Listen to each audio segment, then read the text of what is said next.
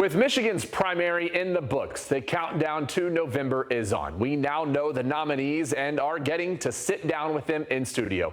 Republican nominee Congressman John James and the Democratic nominee Secretary of State Jocelyn Benson both sat down with Fox 17 on the heels of their primary win to talk about the road ahead.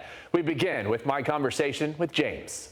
There is no time to rest after a primary win in Michigan. 3 months is all you get to rally voters for the general election. Continuing to take our message that we need to stop socialism. We need to save Michigan. The Republican nominee for governor, Congressman John James, has an uphill climb. His opponent, Secretary of State Jocelyn Benson, is celebrating historic Democratic voter turnout, bringing more than 1.2 million votes. Meanwhile, James secured about a third of that at more than 466,000. Is that a concern moving forward to November and how you energize Republicans all across the state to get them? Because based on the primary numbers that we saw, that would be hard to compete.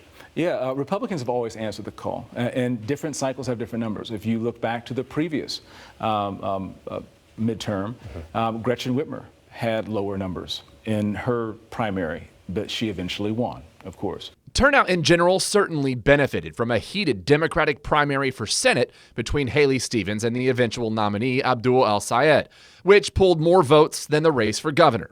Following their victories, Benson and El-Sayed have since campaigned together, and John James says he's laser focused on defeating their radical socialist ticket.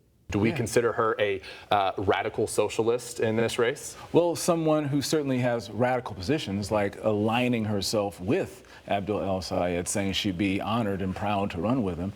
Also, her positions of not being a fan of voter ID. Meanwhile, James has also campaigned with the Republican nominee for Senate, Mike Rogers. Do you foresee yourself working alongside him moving forward?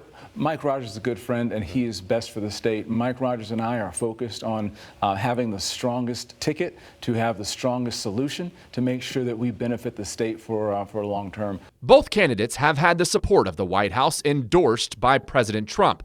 But as Michiganders worry about the impact of inflation and tariffs on livelihoods, I asked where his loyalties lie. Could you foresee yourself pushing back against something from the administration in Washington to better benefit Michiganders? I've always said that I can agree with the president without worshiping him. I can disagree without attacking him, and I'll always put Michigan first. We did also sit down with Democratic nominee Secretary of State Jocelyn Benson. Fox 17's Sam Landstrom continues our coverage. Now I want every department to run that well, because that's actually how we reduce costs and grow our economy. And Tuesday, a one-on-one conversation with Jocelyn Benson. The Michigan Secretary of State is running against John James in the race for governor. She won the Democratic Party's nomination in the primary by a wide margin. You can hear her talk with me about her campaign Tuesday at 5, 6, 10, and 11.